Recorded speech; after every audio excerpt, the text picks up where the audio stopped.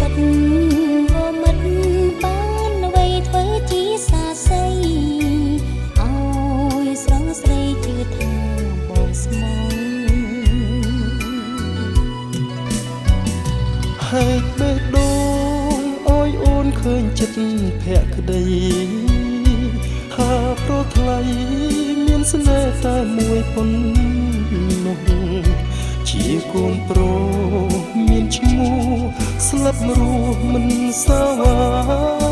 ស្មងស្នេហាលោកព្រាកសិនខ្សែ មិនចាស្នេ